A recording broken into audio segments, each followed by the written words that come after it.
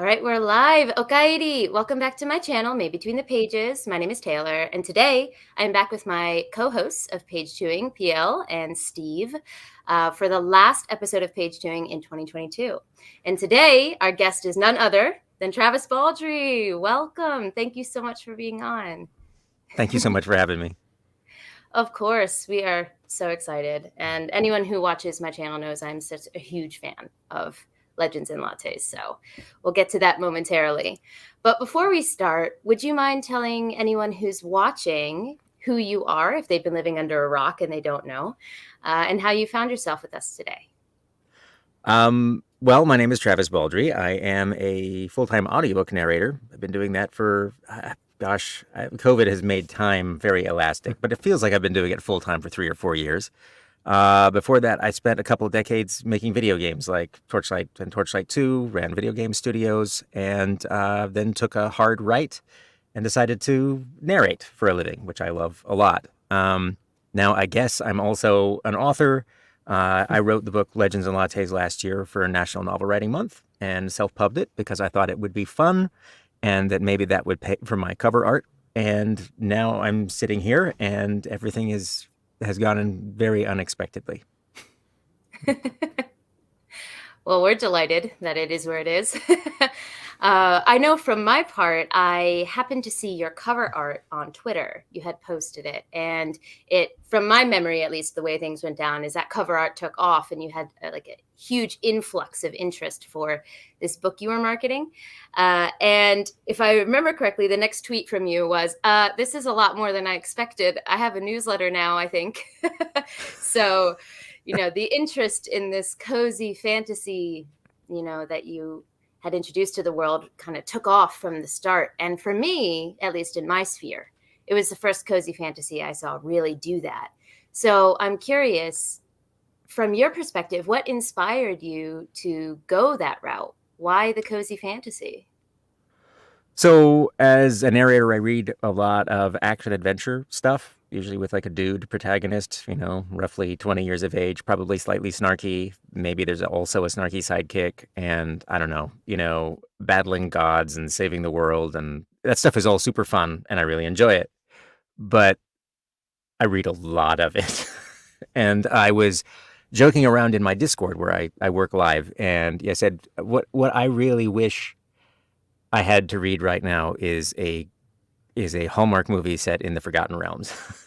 I just want and the joke I made at the time was I just want like this businesswoman dwarf, and she has to go back to her dad's mine to save it from closing, and she's really cranky about it, and all the yokels living back in the dwarven village. But also there's this kind of ruggedly handsome guy with his sweater, and maybe he makes cookies or something, and be very heartwarming.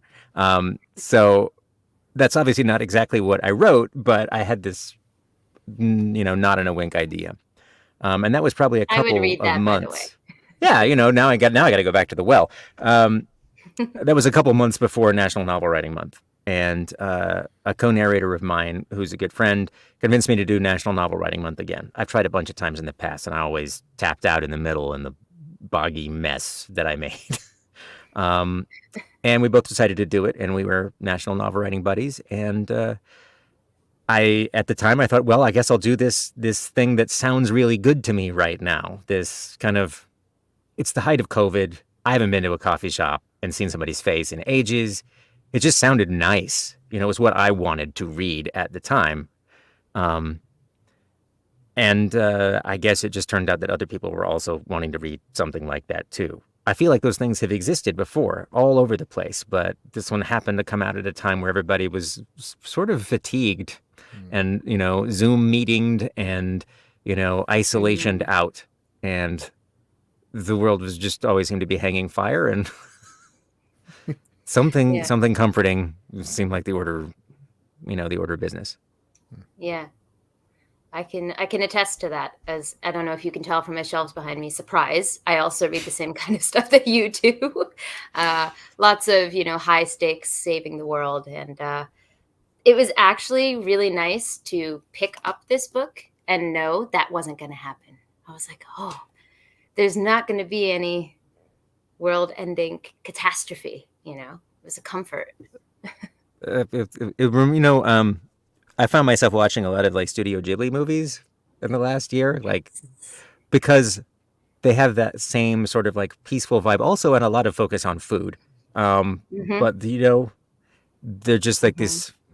this sensory peacefulness in a lot of them. I mean, except for up on Poppy Hill. But anyway, We won't talk about Up on we Poppy won't Hill talk about that. or Grave of the Fireflies. Or Grave with the Firefly. Let's just set those to the side. But uh, yeah, that vibe is just very.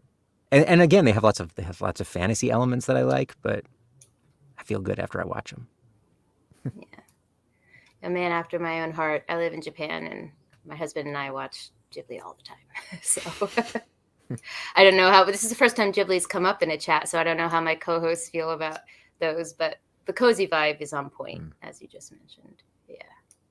We'll take your word for it.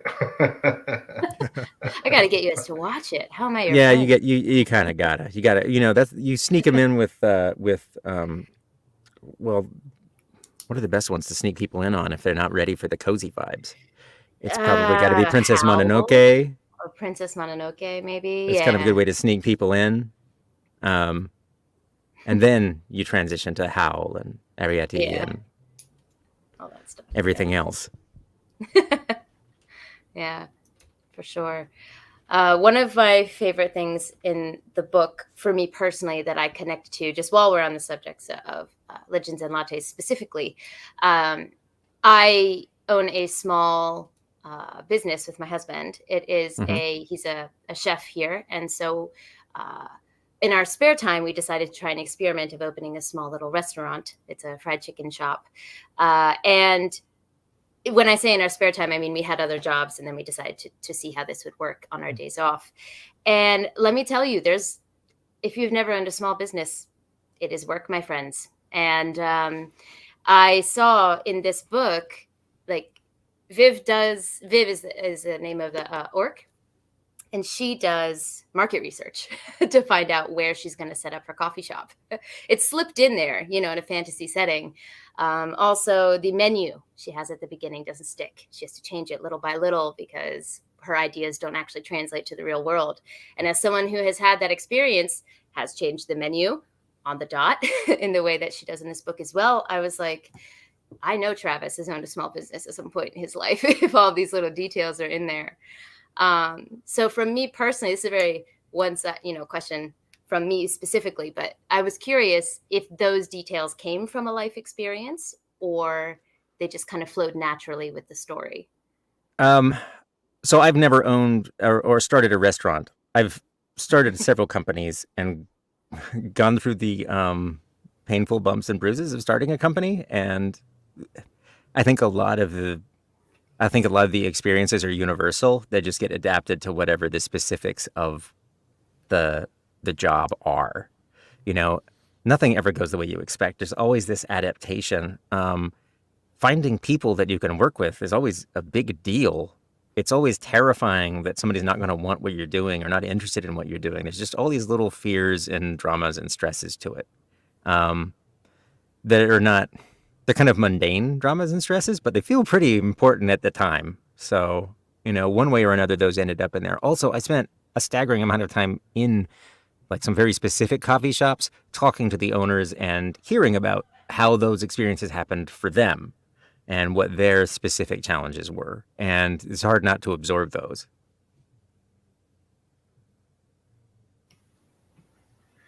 That's fascinating. I think for me, excuse me, I know we have so many questions for you.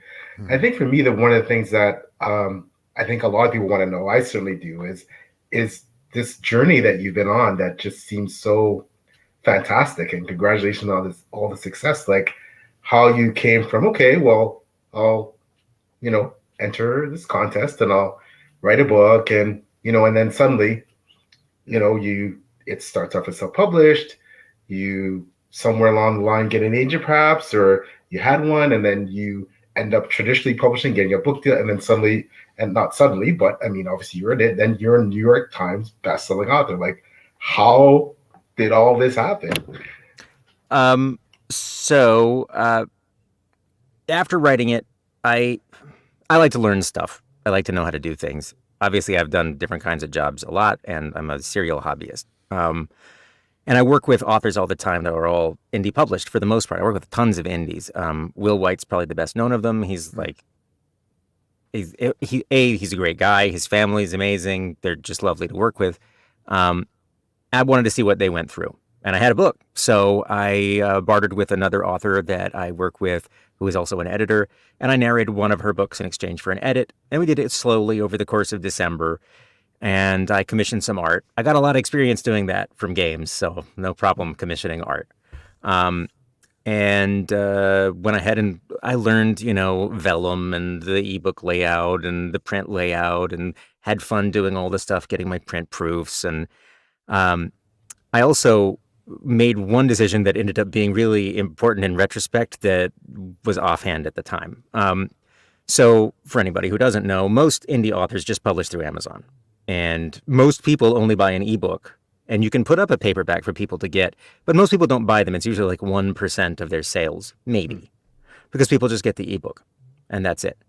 And in general, there's no way you're going to get those in a store, because bookstores do not want to order from Amazon. Amazon won't take returns on paperbacks that don't sell, so they don't do that. But there's another service that you can use called Ingram Spark, which is run by Ingram, who does all of the book distribution for most bookstores. And it's similar to Amazon's paperback books, but you can allow for returns, and it's overall a lot more cumbersome, and it costs you like $45 to list the book. It takes weeks to get it done, whereas Amazon is like 48 hours from now, your book can be orderable. But I did it just because I thought it would be cool to go down to my local bookstore and wheedle with them to order it in so I could take a picture of it. So anyway, I did this, and I set all this stuff up. And then, as you mentioned, I posted the picture of the cover art on Twitter just because I got it and I was happy with it and I thought it looked cool. And then Shannon McGuire retweeted it, and that's probably why you ended up seeing it, because Shannon was kind of my little fairy godmother sprinkling fairy dust all over this at that point. And I already had the book kind of done and ready to go, and I said, well, I guess I better turn the pre-orders on. So I did. And the pre-orders were really good, from that kind of wash of interest. I don't know what I'm doing. I don't know how to market things for books.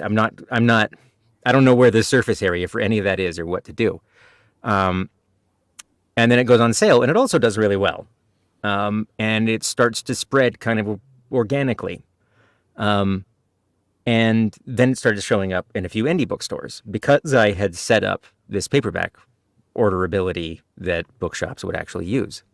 And then it got in Barnes and Nobles, and that was crazy. And some of the Barnes and Nobles employees and booksellers that got it in there told me what happened. So at Barnes and Nobles, they don't let you get like print on demand books. That's like the official policy is we're not putting this stuff on the shelves. But one thing you can do if you work at a Barnes and Noble is that you can order a book in for yourself from wherever. But if you cancel that order after it arrives, it converts to in-store stock. So what they would do is they would order copies in for themselves, cancel it, and then put it on the shelf and hand sell it. And once they had done that, and once it's sold, then they could talk to whoever was running the store and say, oh, hey, we've sold like X copies of this. Can we order more? And then the dam starts to break. And then all of the stores are kind of like in regional clusters. So they all communicate between the stores. So then it starts to spread between the stores. And then it shows up, and then it spreads to other stores and other stores. So at some point, it ended up being in like most Barnes and Nobles, which is crazy. It makes no sense. I said earlier that like the paperback sales are normally like 1% on Amazon. For me, they were more or less equal to the ebooks. They were nearly identical. So it was like, wow. It was really, I assume that a lot of this has to do with the cover art, I think. Mm-hmm. But like, I don't know. My sample size is 1. But at that point, I think 3 different agents reached out to me because I think more and more books are converting from indie to traditional, like Senlin Ascends and Rage of Dragons and, Atlas 6. So this is just happening more and more often. I mean, at that point, it had already been way more successful than I could have ever expected or wanted it to be. And I thought, I guess, why not? I'll try it. Because I'm still gainfully employed, and I wasn't looking to quit and become a writer. I like narrating audiobooks. It's great. So why not? Why not? So I said yes, and to Stevie Finnegan, who is my agent from Zeno in the UK. And so she went out and shopped it around to pubs. And I think within like 48 hours, Tor UK had came back with a timed offer, which is something that they do to prevent a bidding war. They say, we'll give you this, and this is more than we might otherwise give, but you need to answer within this X day window. So, and I've always thought Tor was great. You know, I'm like, oh my God, a Tor logo? Woo. So I ended up saying yes. And that was with Tor UK. And then I started to learn about how this all works. So Tor UK is not the same as Tor US. They're totally different. They're just owned by the same company, Macmillan. So that was just covering it being in the UK. But then they sold the foreign rights to Tor US. The weird thing is that Tor US had to bid for them, even though they're owned by the same company. Not only did they have to bid for them, but they had to bid for them against other companies also owned by Macmillan, like St. Martin's Press and whatever.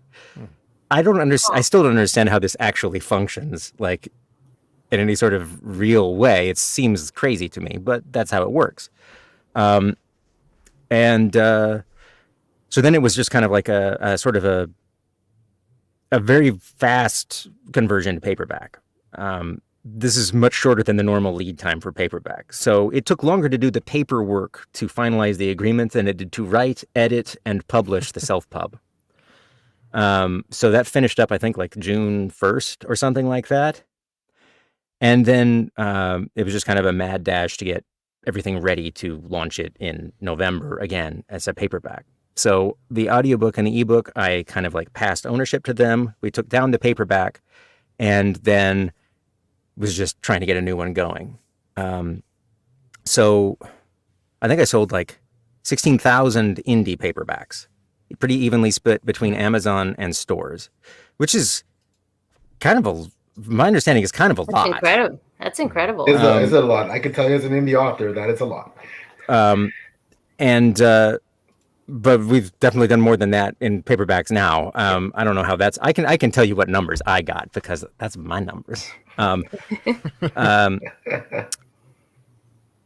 then we put together like slightly different versions. They were like special editions, like the Broken Binding one, and then we did a Barnes and Noble special edition. And I wrote a short really quick in a couple of days because we needed unique stuff. And they said, can we have French flaps and we need to put some paper in these that has other stuff. What can we do in the next 2 weeks? You know?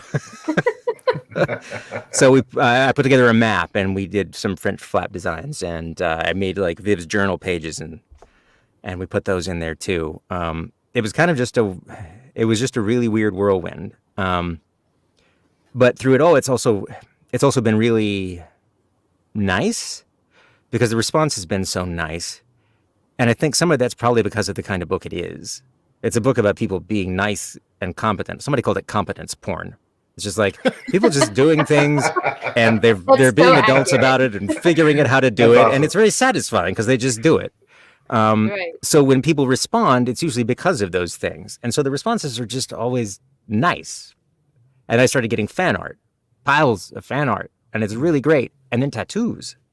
And those are really crazy. And I don't even know what to do with that because I feel like guilty, like a weird guilt. Like, oh no, I made something and you put it on your body. What the heck? Well, I can say, as someone who is a tattoo collector, the motif of your book is very easy to turn into a tattoo. Little coffee cup, done deal. Well, see, and that's what I thought, if somebody's going to do something. Somebody did like a coffee coat of arms, but mostly it's been thimble. Lots of baking rats, which he's far and away the most popular character in the book. I get more notes about Thimble and pictures of Thimble and obviously tattoos of Thimble. And like, he says like 12 words. He's really quiet. Confectionery. So he makes good food. Yeah. And then we launched it in November. It did really well. It's still on the indie bestseller list. I don't know how many weeks, 5 weeks later or something like that. And I just feel like I just accidentally stumbled into it because again, we talked about it earlier. It feels like this just kind of like a very timing specific thing. Like people are wanting something like this, but it's not like this kind of thing didn't exist. It's just this one, I think the cover makes the premise really, really obvious. It says exactly on top of the book exactly what it is. It's high fantasy. It's low stakes. Nothing's going to bug you here. Yeah. It's and I think it just happened to come out at the right time, and I didn't fumble it completely. So I wish I could. I kind of wish I could say that I had really like planned this and I really knew what I was doing, but I just absolutely did not. I just made something that I thought I wanted, and was very surprised that anybody else wanted it too. Mhm. But it's been very gratifying. Yeah. Whether it was intentional or not, you had your finger on the pulse. That's all I wanted to say. Steve, go ahead. Oh, no, I was just going to ask, did you have any concerns when the rights were sold to Tor? Was there any hesitation there of giving away that control of the book and what you've created? Was there any worries you had with that process? So in my initial discussions with him, a lot of it was based on my vibe with the people that I talked to. I really liked the editors that I talked to, Georgia Summers and Bella Pagan at Tor UK, and Lindsay Hall at Tor US. I just really got along well with them, and they didn't want to really change anything either. They're like, we liked the book, it was well edited, we can just release it. So we went through another copy edit on it. So like a handful of words changed, several because I wanted to change them.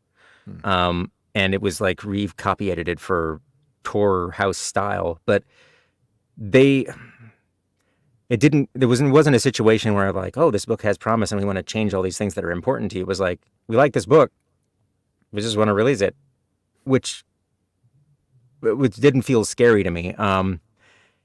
And that was kind of reaffirmed to me like at every step since then. When I wrote the short, when we're going through the editorial process, it's very collaborative. It's not like we need you to do this and this and this. It's very like, here's what I'm thinking. You don't have to take my advice.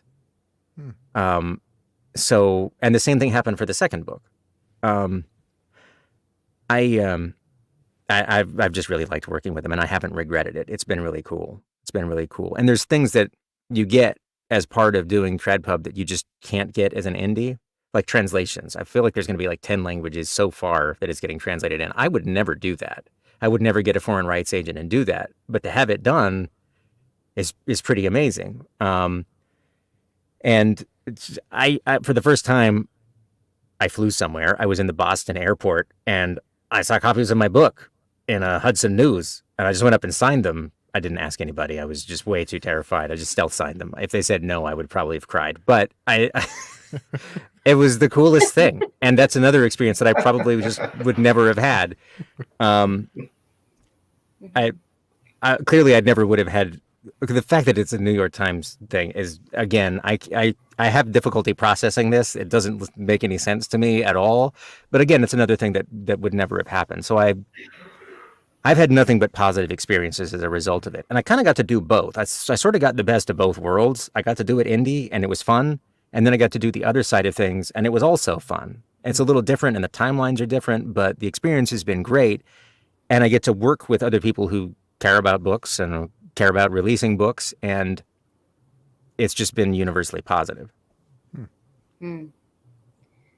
I just had a couple comments that were on this topic here that I definitely agree with. We have here, the BNN employee initiative is so heartwarming, and that's really cool that those BNN employees, to help get your books on their shelves.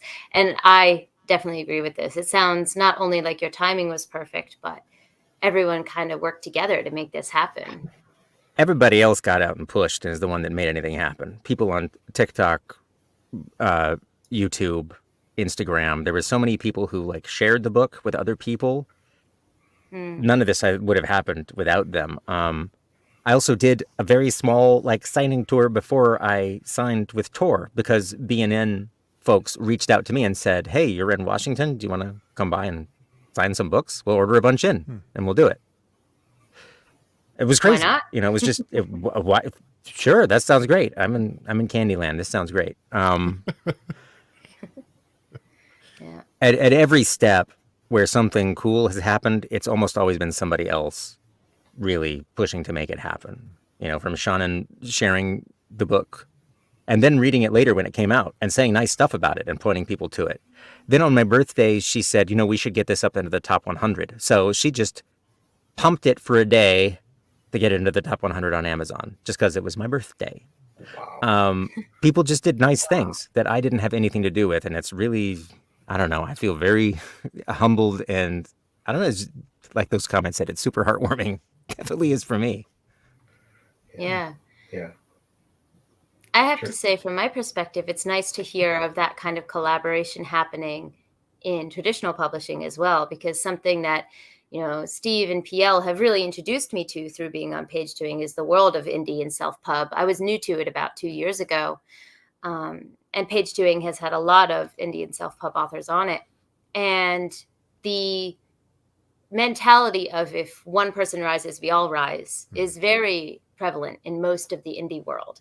Mm-hmm. And I think that's why it can be such a joy or such a good experience to be part of it.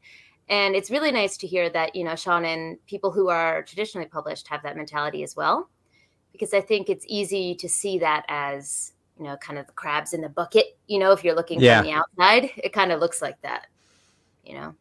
It feels like the division between indie and traditional is getting like smaller and smaller over time for like a lot of reasons. I mean, once upon a time, there was like that stink of indie publishing where it's like it's vanity press. I think that's all but gone at this point, because the books that people put out as indie are professionally edited with excellent covers, often well considered marketing, very specific release plans, you know, analyze the data about how the Amazon algorithm works, what should be your release cadence, when should you do sales, what's the value of Kindle Unlimited. There's so much that goes into it. And I see that all the time with the indies that I work with. It's just, I just don't think they're at this, the stigma of indie, I think, has nearly evaporated. And obviously traditional publishing has recognized to a certain extent that that stigma has evaporated. And for them, it's almost like, it's like a pre-sorting. Like, so much of a book's success is based just on the people that read it and what they say to other people. And that's not controlled by indies, and that's not controlled by traditional. It's just controlled by readers and influencers. And so they're just looking for the same thing, a book that people pass around. And I know quite a few indies who have very successful series that are approached by traditional publishing and then just say no because they're doing great. They don't need it. And they value the control, and they value the speed of release, and they value the ability to steer their career, and which is totally valid.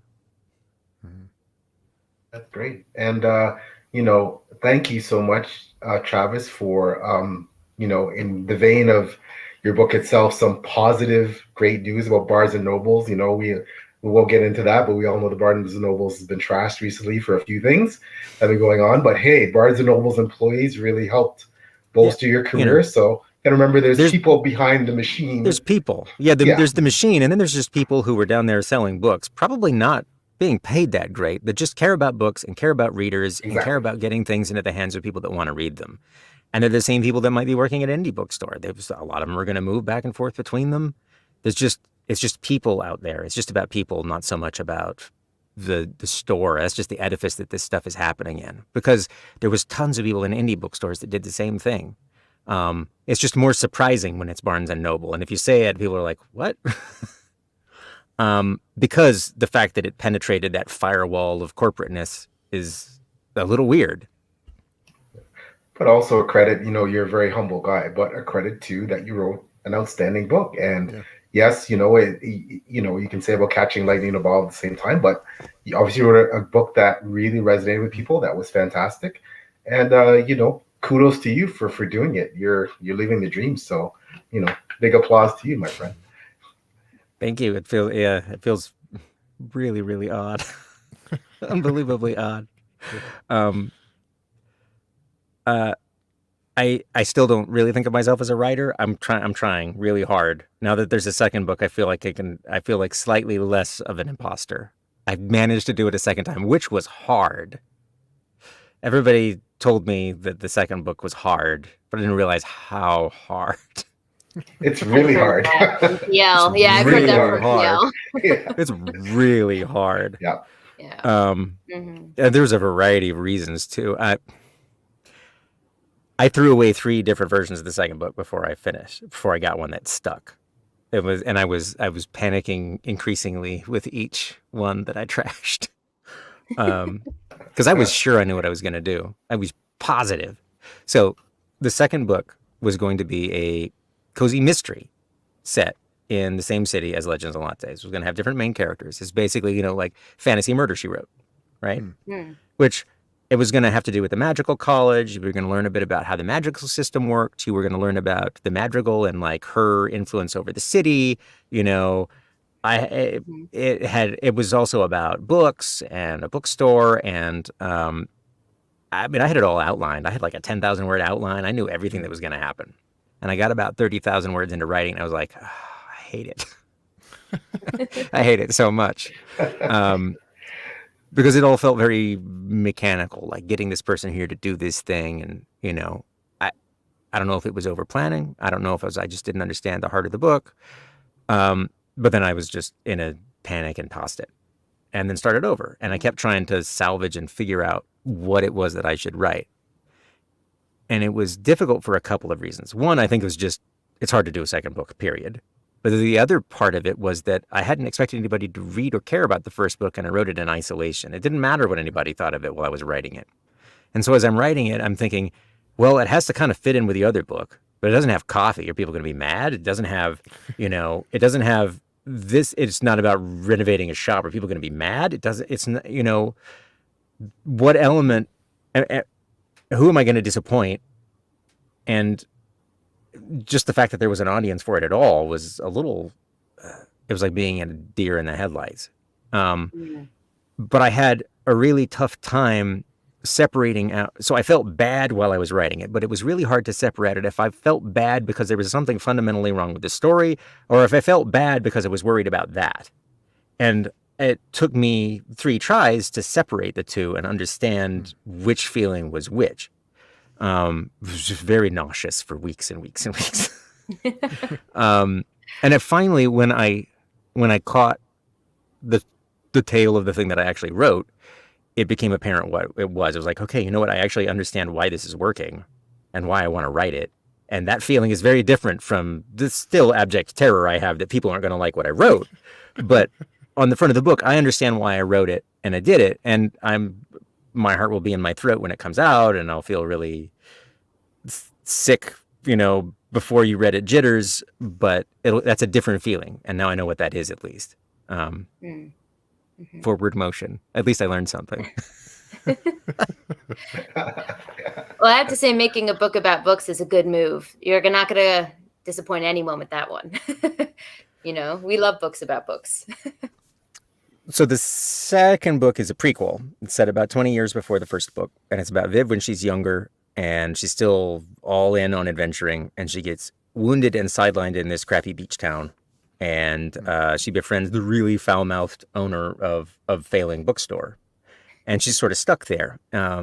And the book is basically about like all those little chance meetings and things that happen to you earlier on in your life that don't manifest until way later. And you look back and you're like, oh my God, the only reason I ended up here and the only reason I know these people and the only reason I care about these things is because of that person who I just happened to bump into way back when. And it's also about books and like how we see each other people through books. Like it's like they're like little windows and where the author and you are communicating. In a way, you're like seeing someone, you show yourself to someone else and they see it. And that moment when you see someone else and you recognize yourself in it is like this really powerful moment with books. And so it's where Viv learns to enjoy reading. She didn't care about it before. And also there's lots of skeletons in it. But anyway, we'll see how it goes. But it's a very different kind of book. And it ultimately interlocks with the other book. But it's not about the same kind of things. So of course I'm terrified, but that sounds amazing. I liked writing it and I liked the people. Yeah. What So you what? said reminds me of something that Ken Liu has mentioned before, is that the writer leaves a ghost of himself in the story Yeah. for Oh someone to yeah. interact with. And that I was 110% in already, but I'm now 150% in because I can't wait to read that. So when can we expect? When can we expect it? Name of the Yeah. book? The name is Bookshops and Bone Dust, and I believe they're aiming to do it like on a 1-year release cadence. It would be at the start of next November-ish, I think is the plan. The wheels turn slower in Trad Pub because, the things are scheduled and the orders for the books, they really had to pull strings to get this done, I believe. So it's the cover's in process now. All these things will happen and then it will come out in reasonably regular time. We just had a couple people in the chat. I just wanted to pop up real quick. Andrew's Oh, here. Andrew. Oh, hey, it's Andrew. One of the Hi, best. Andrew. Love your work. One of the Yeah. best. He's also all these excited about audiobooks. Young Viv, Uh, as am I. Andrew's awesome. We also have Kyle with us. Oh, Kyle. Love Legends and Lattes. I read it twice this year, once physically and once audio. Thank you so much. Yeah. I have to say that a lot of my respect for you said being a great author is being a narrator. Like I told this story before on Page Chewing.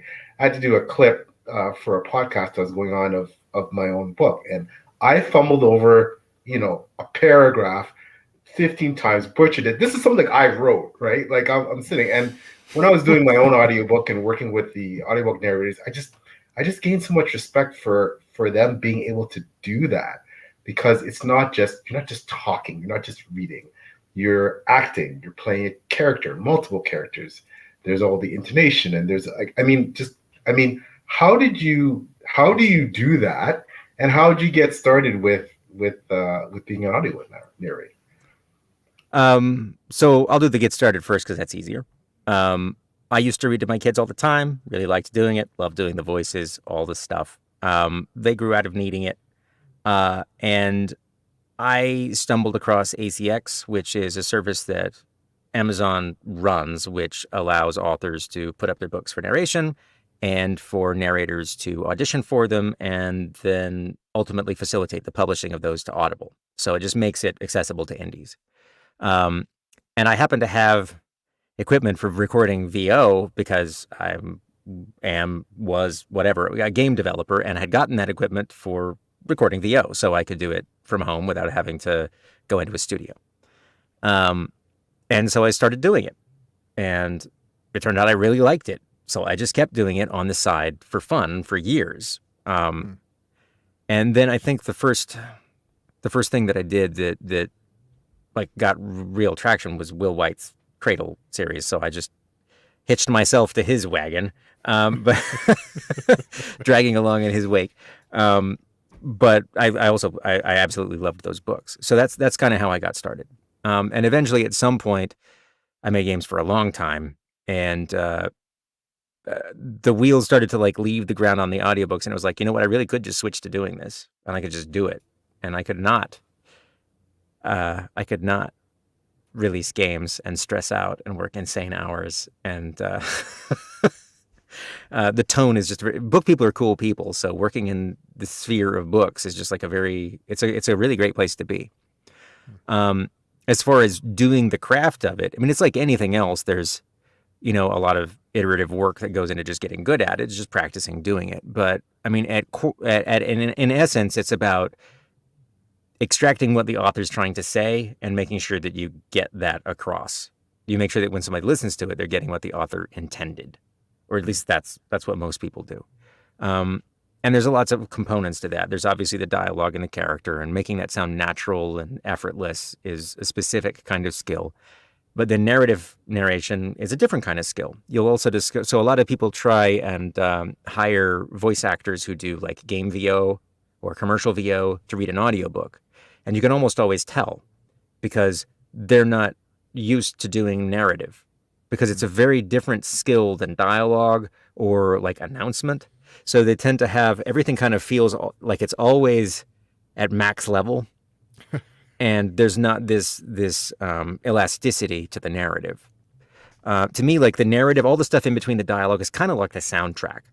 This is like what, if I was scoring the movie version of this, what's the tone of this? What gets across the feeling that the author's trying to do, which is, again, very different from the dialogue.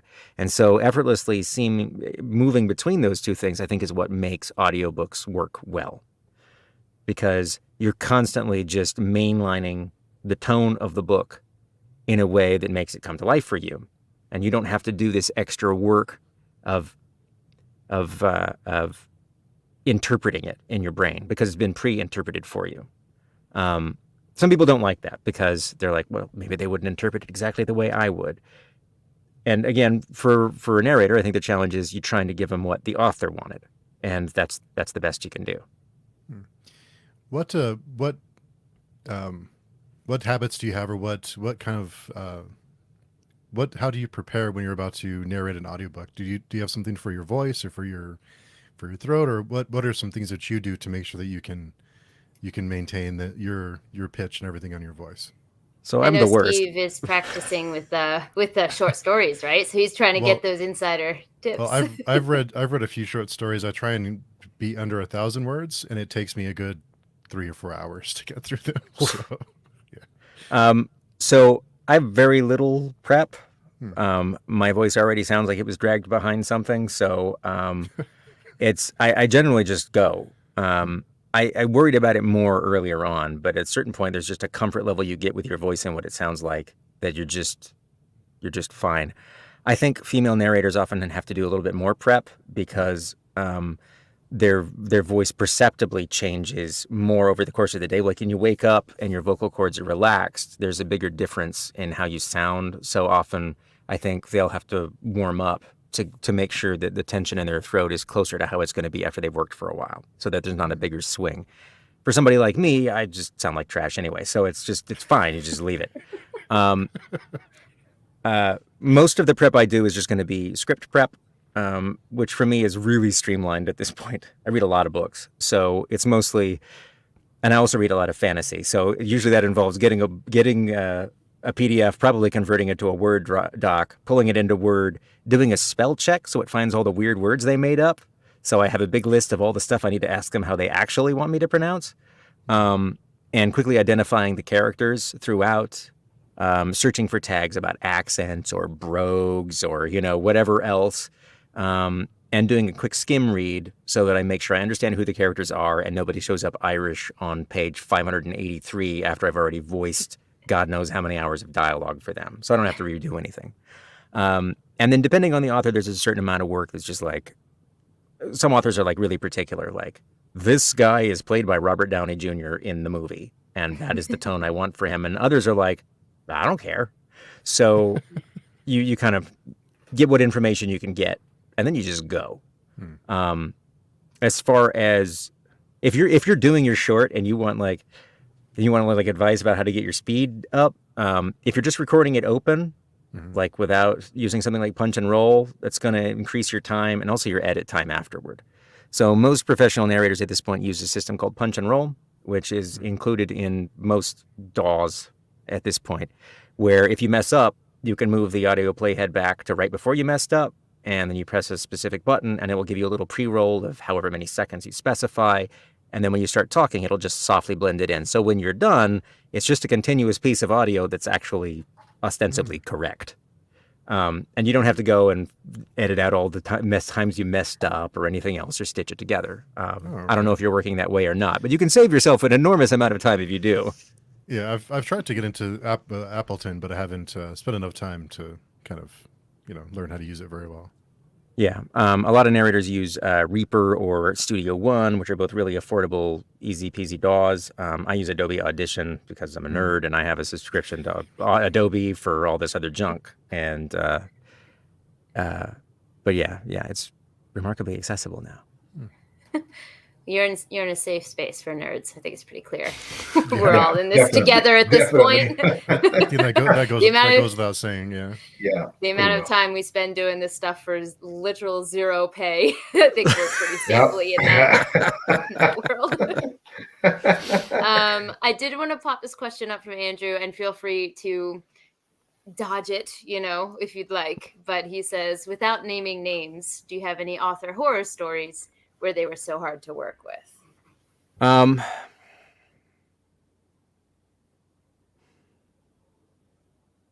Generally, authors are nice people, almost always. I've had some that were like a scheduling challenge, like things not showing up when they needed to show up, and I'm pretty tightly scheduled, so that can be challenging. In general, it's not a big problem. My biggest problem comes with things like manuscripts that, let's say, were indifferently edited.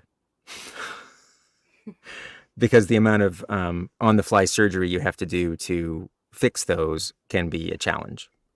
The most challenging of those that I did was a translation, which was roughly translated, so much so that I got carte blanche to just rewrite the book on the fly as I read it to make it Really? make sense, which was not a thing that I recommend that anyone do. Yeah. You're Don't do playing with that. fire there.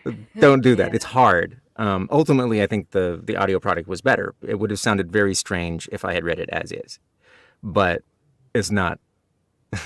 It's not the ideal. I've kind of like sidelong answered this question. Yeah, that's what I was to say. Feel free to dodge it or shake Just it off. put a little English Plead on the it. fifth. Plead the fifth. That was very tactful. That was said very tactfully, Travis. That was well done.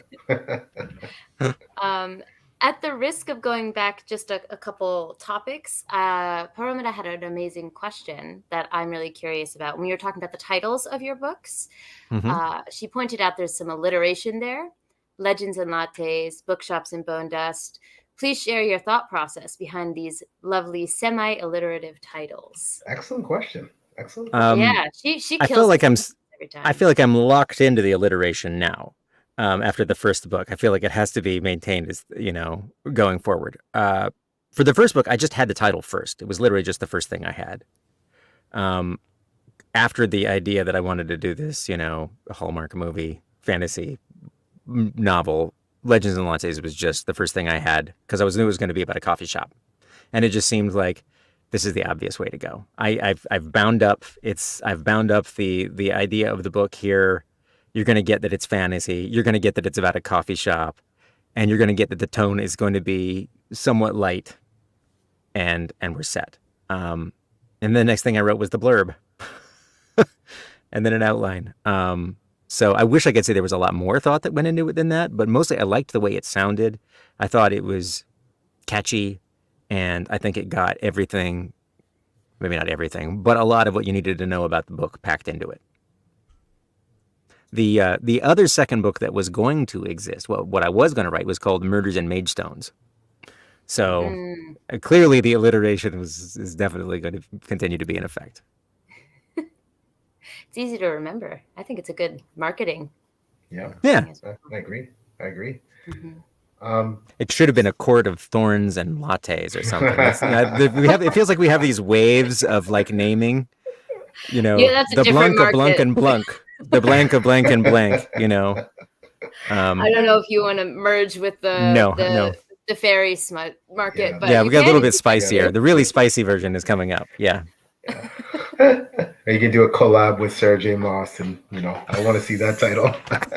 I would read that in a heartbeat. Travis Baldree and Sarah J. Maas. Oh yeah, bring it on.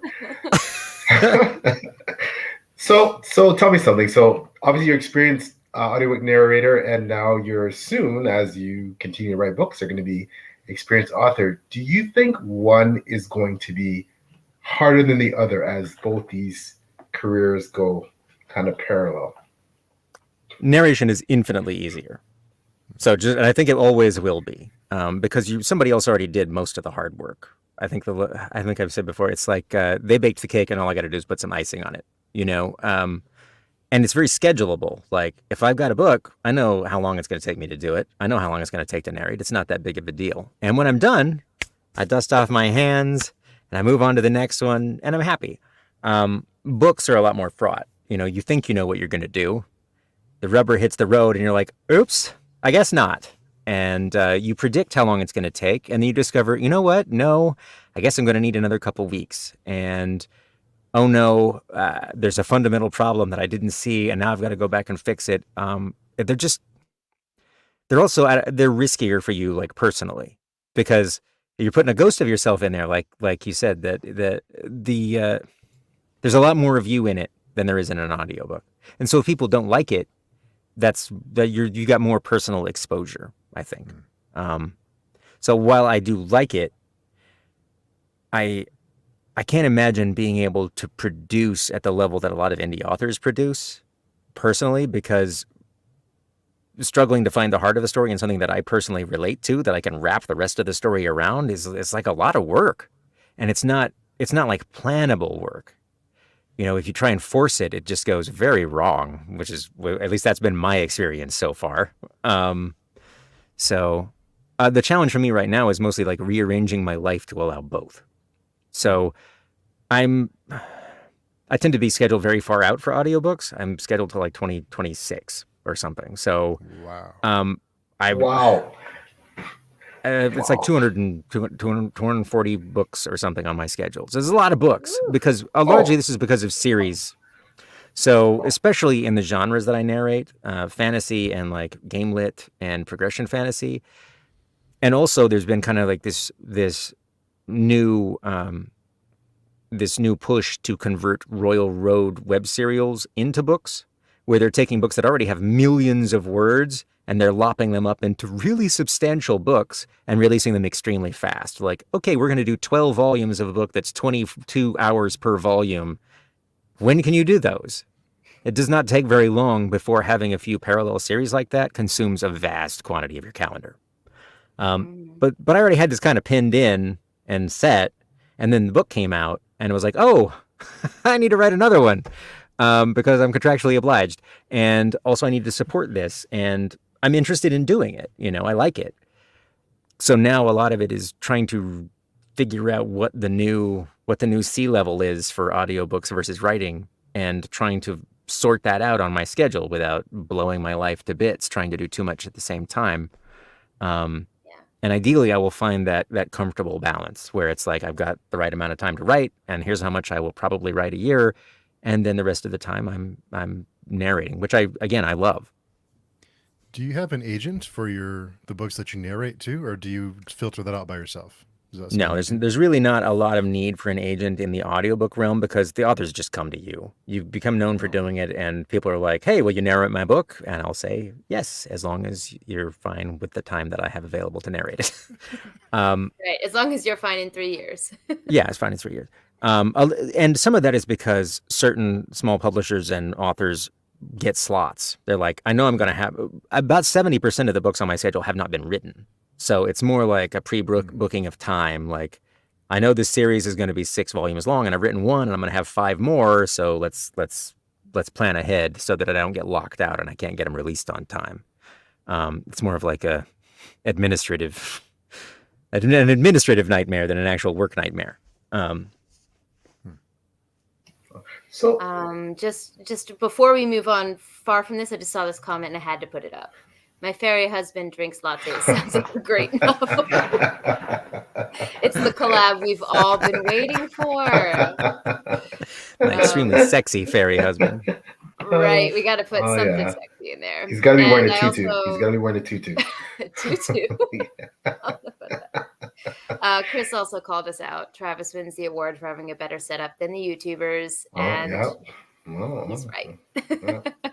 Well, I have to make sure that when the airplane flies over, it doesn't ruin my work. So this thing weighs about 1.5 tons. And last one here is Tammy's here, so I just wanted to say hi, Tammy. Thanks for hi, Tammy. So this is something I don't know. I feel ashamed I don't know it, and I shouldn't assume this, but is there an audiobook for Legends and Lattes, and did you narrate it? And do you plan to narrate all your own audiobooks for the books you write? There is an audiobook. I released it at the same time as the book because it was easy for me. And I did narrate it. It took 2 days, and it was the easiest narration I've ever done in my life. Also, when Tor acquired it and Macmillan acquired the audiobook rights, they then had to license my version, and it's part of my agreement that I get to narrate any of my books if I want to. So part of it is when I'm writing it, I'm basically narrating it in my brain anyway. When you read out loud for thousands of hours, your brain starts to rewire a little bit to how you read print on a page. So I can basically hear myself doing things as I'm writing or reading. It's a little odd, but I know exactly how it's supposed to be read. No, I get it. Not to that degree, but just when you're editing, I edit out loud. Oh yeah, So it's so that's how you catch powerful to do mistakes. things out loud. Yeah, That's where you and catch dialogue. mistakes, right? Yeah, and does my dialogue ring true? I'm just going to say it out loud. Oh, wait, no. I can't even say these words together. This is really... These consonants do not belong in such proximity. Yeah, that's interesting to hear you guys say that in the context of a book, because I have no, experience with narration, but I do have a lot of experience with editing documents for companies on the back end, and I will never send something in until I read the whole thing out loud at least 3 times, because that will show you so many errors or so many things that just don't sound right. It will. Yeah. It also has, so there's a kind of like an unexpected benefit to being a narrator and a writer, which is that when you're reading books out loud that you didn't write, you're also noticing a lot more than just like editorial issues. You're noticing how the book hits you and how the prose functions for you, because you know when you have to get out and push as a narrator. Like, this is really lagging now, or we're repeating information, or whatever. I'm really having to do extra work to make sure that we maintain the tension of the scene, or the narrative interest for the listener. And conversely, when something works great, you're like, wow, that worked really well.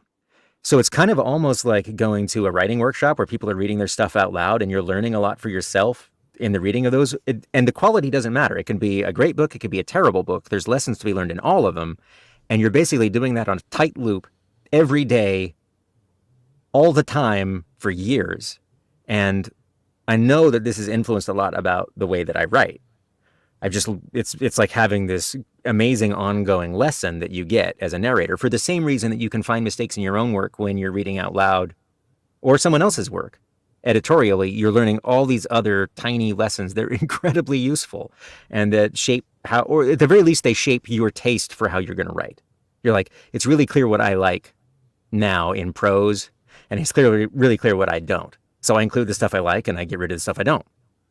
Like, I learned through doing narration that I really dislike superfluous detail. So I mentioned Will Wight earlier. He's very popular, and I think one of the reasons that Will's books hit so well is because he only writes the good parts. If it's not the good parts, he just doesn't put it in the book. He will find a way, if he's got to get this information communicated, he will find a way to fold it into the good parts. You don't ever have like a 10-page meeting where people are sitting down to make sure that person A knows what they need to know so they can do act B. He's optimized all that away, and it's really powerful. And I think it's one of the reasons that his books are so enjoyable to read. And so I ended up, I think, internalizing a lot of that. I'm not saying I'm as good of a writer as Will Wight, but I've internalized all kinds of lessons from doing that. They're like super valuable to me. And that just was a benefit I never, ever expected. That sounds really interesting. Andrew had a comment specifically about Cradle. Perfect timing. It's funny you say that. I consume Cradle on audio, and physical readers almost always rate it lower. And I'm like, what? We didn't read the same book. So clearly it's coming through. I think that, so another thing that I've noticed on physical versus audio is that people rate things more on Audible. I think you get you get a lot more audio ratings a lot of the time. And I'm not sure if that's just like the point where they ask for the ratings, but you often get, at least in these genres, a lot more ratings on audio. I don't know. Of course, almost all of Will's books are rated incredibly well on both ends because they're just really good books. Right. Yeah. And Cradle's I been on think my TBR for ages. One day.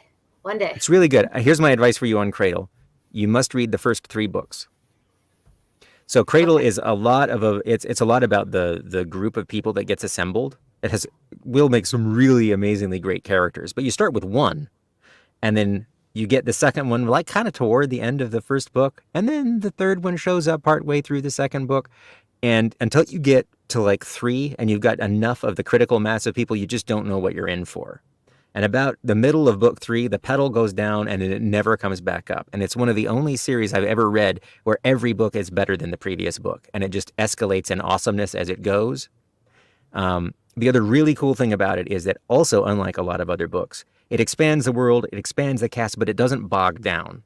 With so many fantasy series, you get to book 6, and the only thing that happens in book 6 is that one day of real time passed so that we could tend to all the little plot threads and characters on the other side of the continent and whatever else.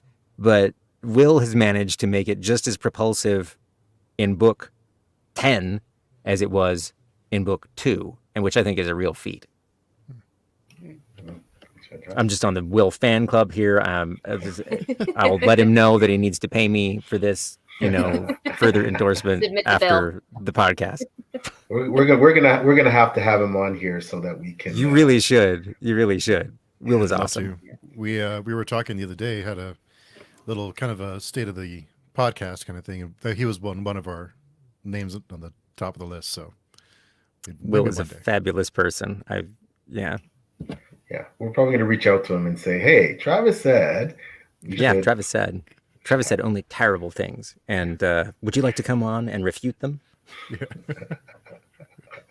We'll be kind to give you the platform to do so.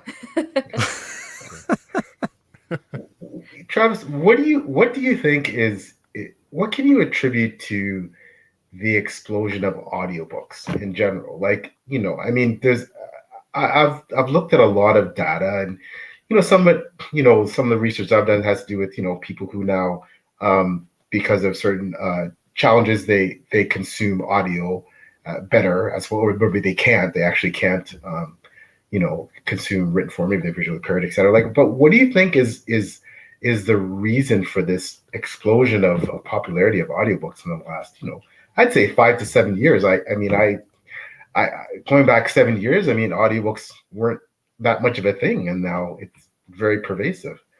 I think there's probably a combination of things. One is the prevalence of smartphones. In days of yore, you had to get CDs. I still have some of them, and it was cumbersome and a pain in the butt. Me too. And until you hit the phone, reading, getting audiobooks on like an iPod Mini or something, that's still pretty cumbersome, and the space limitations were big. Mm-hmm. So once everybody had a smartphone, it's like a sweet spot where you've got enough space, you've got an interface, you can get to them easily, you can manage them easily. And then you kind of combine that with Amazon taking over Audible, and Audible becoming part of Amazon, and interlinking that with books so that you've got like discounts when you want to buy the audiobook after you get the ebook, and Whisper Sync, and the credit system that they use where people get into their subscription and they're constantly consuming credits. I think it's kind of like a perfect storm of those things. And just the fact that it's a way that you can entertain yourself in a world where we're all used to entertaining ourselves all the time, right? If you've got a phone all the time, well, if I can't look at my phone and I don't have constant entertainment and I'm doing something that does not require my engaged thought, I can still be entertaining myself, and it doesn't cost very much, and I've already got the device I need to do it in my pocket. So I think you put all those things together, and I think that's largely the reason why. Also, it's not art that becomes obsolete, right? An audiobook that was recorded 5 years ago is fine. It's still an audiobook. It still sounds just like it's going to be. There's not some magical new technology that you need to upgrade to get the better audiobook. It just works, right? Just like a book. It's not like video games where if it's like 10 years old, you're like, that's kind of yeah, I'm kind of done with that. So it's a sort of digital, the special effects never have to get any better. The movie never has to be, your CG doesn't have to improve next year. It always works.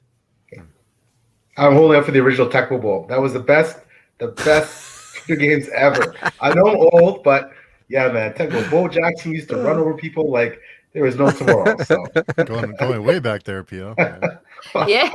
I said I'm old, right? It was a good game, though. Yeah. Yeah, it was an amazing game. I think part of maybe what contributes as well to what you just mentioned, which is a really good point, is that there's not a visual component to it. So even on YouTube, you find that if you've posted, there's some videos that we call evergreen content that, someone can come back to. Book reviews are one of those. But you find that because it's a visual medium, I think people feel weird watching something that's dated.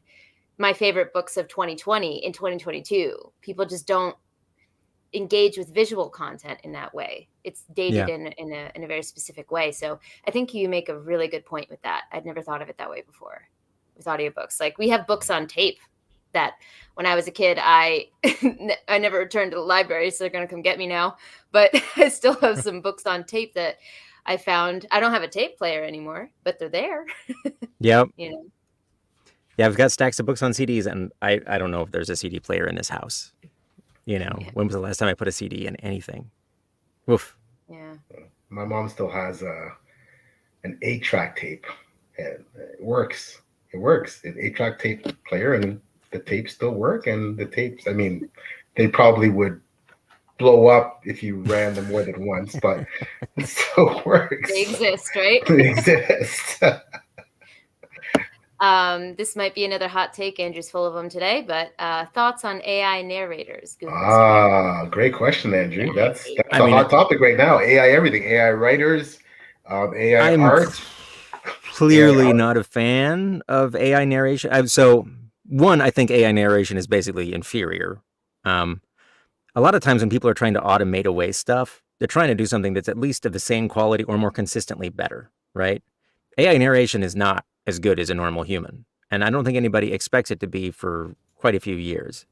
And there's also degrees of good. Like anybody can read an audiobook, right? It can sound like a human reading an audiobook, but it doesn't mean it's a good audiobook. You can have an actual human read you an audiobook that's terrible. And most AI that's reading audiobooks is reading basically an inferior version. You can find the tells. But think about fiction. I think that AI narration is probably going to take over a lot of nonfiction and like instructional print stuff. Like if you're reading textbooks, audiobooks, or like self-help or things like that, I think that's going to take over really fast. Because one, I think a lot of people listen to it at 2x anyway, and they aren't looking for your inflection. They're just there for information delivery in an audible way. And so I think that stuff's just going to take over. But if you look at something like fiction, or let's take fantasy, for instance, you've got multiple voices for characters, which is more and more prevalent. You've got accents, you've got foreign pronunciations, you've got made-up pronunciations that the author might be pretty particular about. And this is not stuff that you can easily train an AI to do. If you want to flag that this chunk of dialogue needs to be spoken then the dwarf happens to be Scottish-sounding-ish, I mean, how do you even tell an AI to flag that? You just can't put the book in and have that come out. So you either got somebody who has to go through the book and flag everything, which is a not insignificant task that you still have to pay a human being to do. You might as well just pay a narrator at that point. So I think there's a section of fiction that's kind of protected from this, or where you're going to have this happening and it's going to be the cheaper garbage version, which again is not great, because I think that all right, so I'm going to back up here. There are good things about AI narration and making this available to everybody, because you have people who you have audio for the blind. Why shouldn't they be able to consume any book on the planet at a reasonable quality level? There's a lot of value in that, right? It's too expensive to make an audiobook of this, but they can at least listen to the book that they otherwise can't read at all. And so it's hard not to be a proponent of that, because you want this content to be accessible for everybody. There's another side of that, which is that when you produce a bunch of mediocre content that floods the market, it makes it harder to find stuff. I mean, it's like looking at Steam these days. There's so much. How are you even going to find anything? You're looking at like this very small band of stuff. It makes it harder to find the pretty good stuff that maybe is not as hugely popular because it just becomes buried. And that's a really unfortunate side effect. Also, there's people who are just going to lose their jobs. There's people who are currently reading nonfiction and who are currently reading like the news updates for the New Yorker or whatever, and who are currently reading textbooks.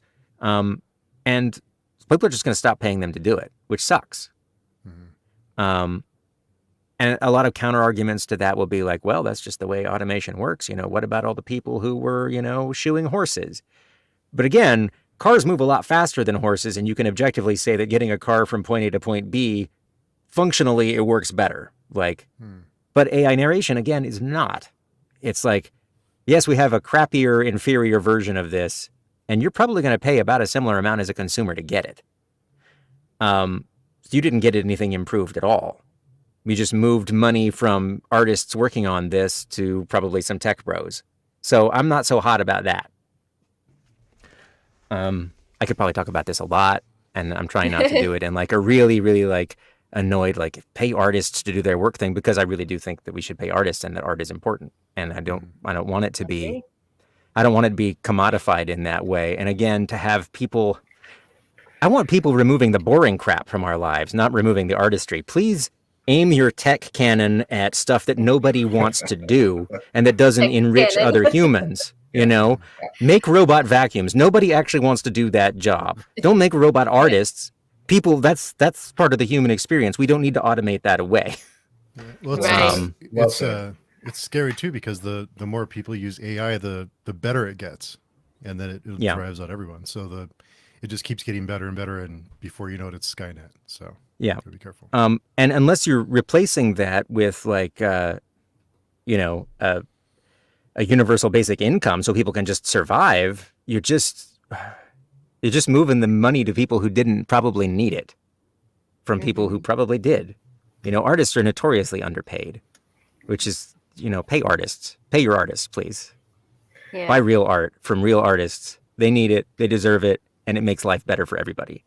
It's like with AI art. No, the genie's never going back in the bottle. Yeah. Now that it's out. But the main thing that galls me about it is the fact that it's basically, it functions by mulching up the work of other artists without their permission. And I find a lot of the arguments for the fact that they can't do anything about this pretty uncompelling. Like if you go and use an AI art tool, you can say, I want art in the style of so-and-so. Clearly, the information is paired with the art in the data set. It understands that Norman Rockwell painted this, or, Chris Foss or whoever. The artist is known. So at the tech level, you can simply exclude those people's names from the search. You can say, we're not going to allow you to do things in the style of an artist. We're not going to allow you to use their style and put it on like a cheap suit, I feel like I'm about to head into Screed territory, so I'm going to back off. Okay. Well, I think you're in a space where most of us agree with you. Absolutely. I think all of us do. It's one of those things that has always irked me, where, even in academia, there's certain things that are looked down upon, certain sciences, and I just find it ironic that things that usually are on the lower rung of society, quote unquote, are the ones that everyone engages with in their free time. No one goes home and engages with, well, maybe some particular people, let me not paint with a broad brush. Maybe people go home and do math formulas, but most people will go home and engage in some kind of art, be it visual medium, books, appreciating music, someone whatever else's, immersing themselves in someone else's. Yeah. Sorry, go ahead, Travis. I'm going to say one of the main disappointments I have is that I think that a lot of these tools could be incredibly powerful tools for artists to use, but they are not directed that way. Like if I, as an artist with a visual artist with a lot of work, can use one of these AI tools, feed all my art into it, and say, you know what, I want to visualize 8 different book covers that I might do. I want to try out some angles. And instead of me spending, 10 hours doing those things, it could give me some quick looks using my own art that facilitates and lets me work better, like super Photoshop. That sounds like an amazing use for AI, as opposed to using somebody else's art. But a lot of my frustration is this not directed toward making artists' lives better and allowing them to produce even more great art for us all to consume and enjoy. It's about making weird, shambling homunculuses of their art that other people can try on. And that's, anyway, I'm getting right back into Screed territory. Let it out. Yeah. Well, I mean, I don't think it would be a pretty bleak world.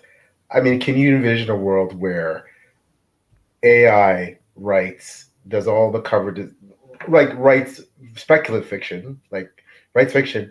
There's no more writers. There's no more artists doing artwork. There's no, obviously that would translate to music. Yep. Can you imagine a world where essentially most of the creatives don't exist? I can't imagine. It's awful. I don't want to live in a world like that, right? Well, and the thing is that all of these things are trained on existing creative work.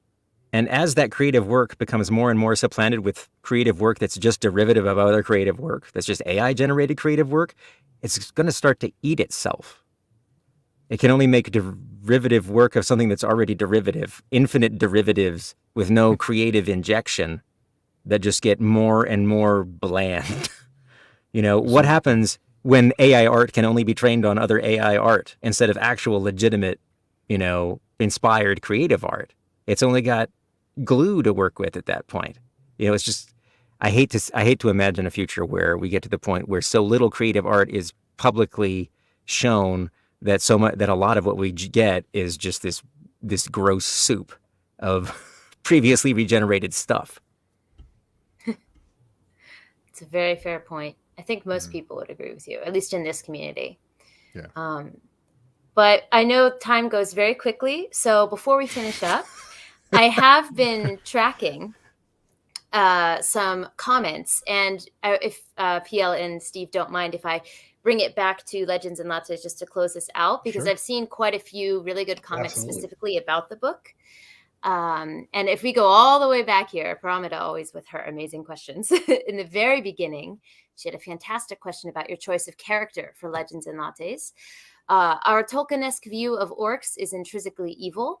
Female orcs don't feature. What motivated you to choose such an unconventional MC with such nuanced characterization? Again, a brilliant question. Initially, I wanted to make sure I did an MC that was not the kind of character that I normally got to read. As a narrator, I normally get to read dudes and a specific kind of dude. And I wanted to read somebody who was the opposite of that. Further, I wanted the book to be mostly about characters that contradicted the common image of what they would be. The succubus who is an artist, the orc who wants to start a coffee shop, the bricklayer who wants to be a musician, the stable that ends up as a coffee shop. Everything was not what it first appeared. So I wanted to choose a character who was not at all what you would think of as being, a barista. And I wanted to choose a character that was not at all what you would think of for me to narrate. And again, I wasn't thinking anybody else would care that I narrated this, but that was the main reason why I chose Viv. As far as nuanced characterization, initially I thought this was going to be funnier than it was. I thought the book was going to be more of a nod and a wink, like my initial ha ha ha Hallmark, Forgotten Realms vibe, but it only took about a chapter before it wasn't. And Viv ended up having a lot of me in her.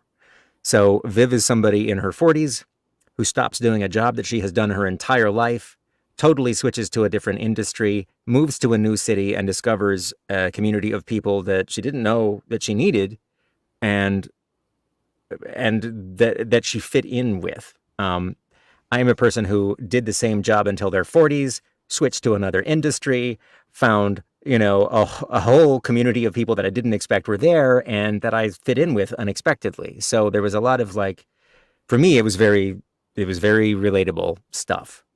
And it just ended up that everything got told earnestly instead of as a joke. And I liked it that way. And it felt better to me. It felt like it was giving me something I wanted. Mm-hmm. Yes, I think a theme that really runs through it, at least from my perspective, is give something a chance. You don't know until you try or until you Yeah. talk to someone, right? Yeah. Very much on that theme, we have one more question from the same person. Some of the most powerful themes in your book relate to love, community, rallying together in moments of crisis. Is this consistent with your beliefs and experiences, or is it an utopian ideal? I mean, I think that in the book that I'm sure things turn out, maybe more happily than they might have in the real world, but I don't think that they're futile endeavors. When I was younger, I didn't think as much about how important kindness is. I always kind of had this like mistaken idea that people who were kind and who were thoughtful about others were like, that's just the way they had always been, and it must have been easy for them, and maybe they were a little simple, because in almost all of our popular fiction, it's like anybody who's nice is going to get ground under the wheels pretty quick, or they're sacrificed so that somebody else can have revenge, right? Sure, we have nice people in our books, but they're not the people who triumph or the people who win or the people who make things happen. But as I got older, it really became apparent to me personally that being kind and being good to other people is work. And it's work that pays dividends when you do it that aren't always apparent. And that I value those people, the people who do that. And I respect what they do as a choice that they made to do something hard. And I liked writing a book about people who were largely that way. People who chose to do it. Viv chose to do this. She had to make the choice over and over to not go back to the sword, to be a certain kind of person. And I like that as a personal struggle. Not the personal struggle to get revenge or to win the war or do whatever, but to choose to be a good person. And for me, that's a relatable struggle because it feels like a choice that, I kind of have to make all the time. Choosing, because it isn't easy. If somebody does you wrong or circumstances are bad, that's a hard thing.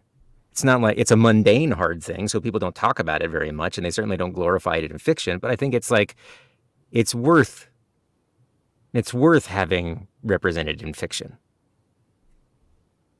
Definitely. And something that I pulled for as well is the feeling of community. That takes sacrifice. That takes being kind if you want to build a community with people around you. And I think the pandemic, talking about this coming out at a time that it struck people the right way, community was hard to come by, and the interactions were online. And we've talked before about online people are not kind in the online space.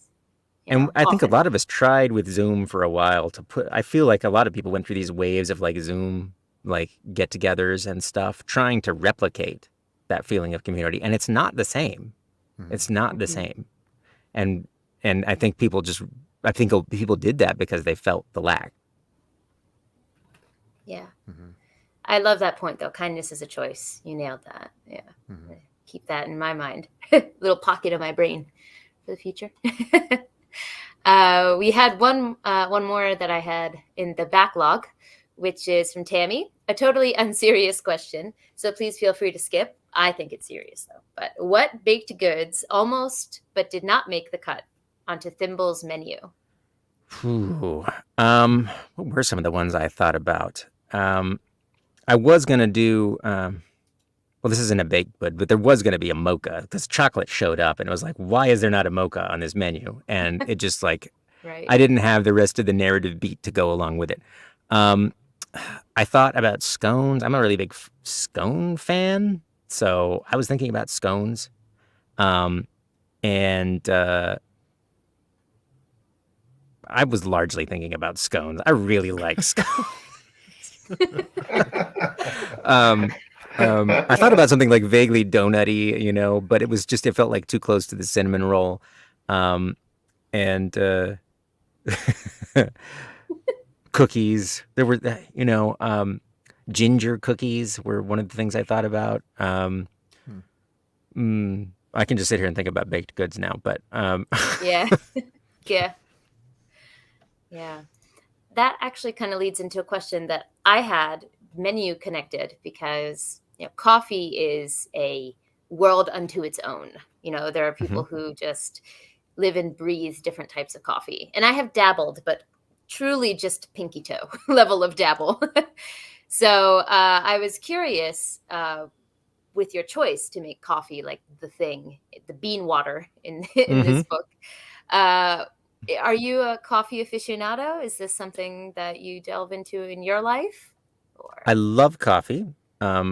So last November, for my wife and I's anniversary, we got ourselves one of those automated espresso machines that like grind the beans and does all the things, and you can hit the buttons. And I really love it. We use it a lot. In fact, I was having trouble sleeping after that. I was waking up a lot, and I was like just sure it had to do with the daylight savings time change. But no, that was not the reason at all. Anyway, so I really enjoy coffee, but I will just drink black plain coffee from whatever. I'm kind of like, I really like good coffee, but I will also drink terrible coffee. So I don't know if I'm a snob, but I do appreciate a really, really good one. My go-to coffee when I want to make a nice one for me is a mezzo mezzo, which is like a little bit of the kind of the crystallized sugar in the bottom, and you steam it a little bit, and then you have basically an Americano topped with an espresso, topped with a little steamed milk. And it's just a little bit sweet. It's got, it doesn't have the overwhelming milk of like a latte. And it's got a little bit of water to give it a little bit more time to drink it. And I really like that. So I have basically that every morning. And then I get less and less ambitious with every other coffee I have during the day. I was going to say I'd never even heard of that before, but I'm sold. Sounds delicious. You've got a lot of other scone fans here. Scones with I want scones now. Andrew says, I'm addicted to lattes. I'm not even kidding. Before LNL, I did not drink them. Oh, so. I'm glad to have pushed you over the edge. You have converted someone. Josh here says, really enjoyed your book, although I can't stand coffee. Wrong time for me to put this up. But I stayed for the baked goods and the focus on mental health. Excellent. And that's just fine. Not everybody has to like coffee. But a lot of people, even if you don't like coffee, still like hanging out in a coffee shop. Some people who don't like the taste of coffee do like the smell of it. There's a lot of extra, I don't know, I'm sure there's people who hate all of it, but coffee shop. There's no better place to study or read than a coffee shop. I agree with that 100%. Yes. Okay. I even made sure to have the student in the coffee shop who doesn't buy anything and just uses the Wi-Fi. Guilty. Oh, I saw that character. I was like, that. You saw, I was like, I recognize you. But I know that was me. And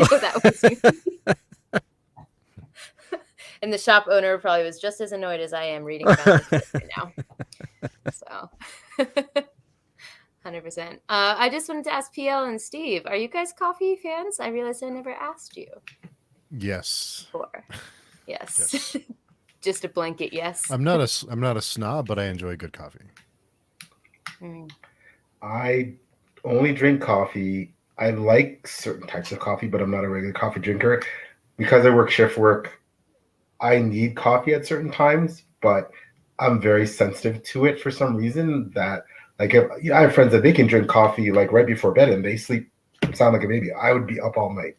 So I kind of watch my coffee intake because it seems to hit me harder than some people. So my wife is a serial coffee drinker. She has to have her caffeine. So it becomes a necessity after a while. Yeah. I have kind of just a really quick question because I'm an audio and gear nerd, but I was wondering what kind of microphone you use. This is a Mojave MA201 FET. I used to use a Mojave MA200, which is a tube-based mic, but it's just a little too sensitive to humidity. And this one sounds 99% the same, and I really love it. and that's going into an Apollo Twin, which I like because it has some onboard stuff I use that happens in hardware that I don't have to do in the software side on the DAW. Overall, it's a pretty simple setup, but yeah, I really do like this mic. I've used it for years, and Nice. it never moves from this spot. I noticed the headphones too. Oh yes, yes. Yeah. You've got also they're like You guys kittens for your match? ears. Yeah. Yeah, we do match. We do match. These are was incredibly comfortable. Matching headphones. Yes, they're so nice. Yeah. I have changed these pads out. I don't know how many times. I love that they're modular and that you can order in new bits. Yeah. Mm. I have my kids hooked on them too, so they each have pairs of these headphones now too. They're so comfortable. And if you sit with these on your head, they don't weigh on your head like so many headphones do. They're just very comfortable. And if you spend 6 hours in a box, it's really nice to have a comfortable set of headphones. I would For imagine people who are so. listening, it's the Bear Dynamic DT 770, Yeah. the Double 85 check. ohm. Yeah. Yeah. I'll be Googling that after because they're now I great. feel like They're I gotta great. up my game. Yeah. Because you got so many Hey, words I Tara's don't got know. some FOMO there for the headphones now. We're gonna have to get I do. page chewing I love They have matching these kind of headphones.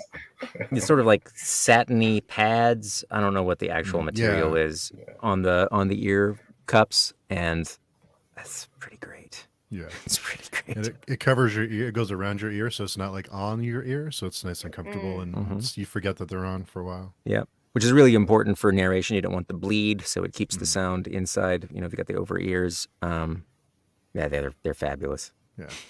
Sounds like you also need to send a check to Bear, whatever the company name is, because you've now sold me. So Because I'll just go through all of the equipment in my booth. yes, so why not? Yeah. The endorsement check will be in the mail, Travis. The endorsement check will be in the mail. So I always like to finish the interviews. PL and Steve know what this question because I ask it to all of our guests. I find it very fascinating. I'm obsessed with origin stories and mythologies and things like that. So I would love to know in your life if there's a story, not necessarily a book, maybe it was a video game or a movie, just a story in your life that you think ignited your love for stories and has kept you involved with them in the way that you have been with video games, with audio, with now an author yourself. Is there a story that sticks out from your life? Nicobobinus by Terry Jones. Okay. So Terry Jones was one of the Monty Python crew, and he wrote a YA book, kids book called Nicobobinus about a boy named Nicobobinus and his friend Rosie, who lived in Venice. And rather than weeding the front step, Rosie convinced them to go and find the land of dragons. And along the way, very quickly, various bits of Nicobobinus were turned into gold by a golden man, and then they had to find the cure for that, which involved bloodthirsty monks and like an ocean of mountains and a place called the City of Cries. And it's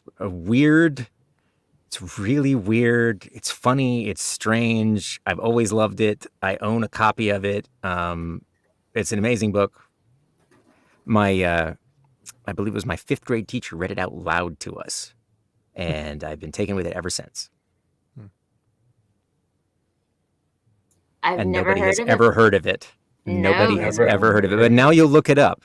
Now you'll Now look it I up. will. Well, absolutely. Huh. Fascinating. Well, as usual, I just want to say thank you so much for coming on. This was just a fantastic talk. I feel like we could talk forever. It doesn't feel like it's been an hour and a half, but really appreciate you coming on. And before we go, just give everyone a chance to do a little bit of a sign off for those who maybe missed the beginning when we were doing our intros. Would you mind telling everyone, Travis, where they can find you, works they can look forward to, just basically where to go if they want to know more about you? I'm most active on Twitter at Travis Baldree. I'm also around on Instagram and TikTok, the same places. I guess you can look for another book from me next year, probably in November. And apart from that, an audiobook or 2 from me comes out about every month, or 3 or 4. Yeah, I'm around. Okay. Steve, You want to go next? You can find me at Steve Talks Books on YouTube or at pagechewing.com on our forums. So everyone come by if you haven't already. All right, PL. And you can find me mostly on Twitter at PLStar Writes, and I always give a shout out to Before We Go blog and the wonderful Beth Tabler, who is the head of Before We Go blog and also a very prominent leader in Grand Art Magazine. She's kind of all of our bosses too, because we're all bloggers there. So shout out to Beth. And you can find me on Goodreads, my reviews, on Steve's forum now a lot, which is Page Chewing. All things page chewing, and of course, beside my two wonderful co-hosts, whenever we do stuff together, which is kind of like one of the highlights of my week, whenever it happens. So I like that. Whenever we do stuff, because there's a lot of different stuff that we do, deep dives and all. If you're watching this episode of Page Chewing, you probably already know me, but just in case you stumbled here, my name is Taylor. My channel is Made Between the Pages. You can see it below. You can find me, of course, on this channel, on any episodes of Page Chewing, on Steve's channel as well, the forums, Before We Go blog. A lot of this has been mentioned. My personal Twitter, book Twitter, is also always in the description. So you can find me there as well. And that's where we do a lot of our advertising for these episodes, if you want to check out what's coming in 2023. But couldn't have asked for a better episode to close out 2022. Once again, thank you so much for coming on, Travis. Thank you so much for having me. For stopping by.